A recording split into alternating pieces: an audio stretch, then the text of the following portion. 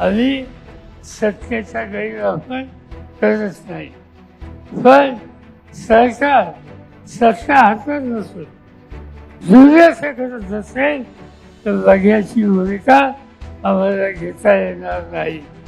आणि ते करायचं असेल तर असतात शशिकांत शिंदे यांच्या या सगळ्यांनी सांगितलं की एका ठराविक दिवसामध्ये तुम्ही हे निकाल घेतले नाही, शेतकऱ्यांना मदत केली नाही, तर आज नाशिकचा हा मोर्चा ही सुरुवात आहे. ही सुरुवात इथे थांबणार नाही. तुम्ही दुर्लक्ष केलं तर हा मोर्चा आणखीन मोठा आणि उग्र स्वरूपात हे या ठिकाणी मी सांगू इच्छितो.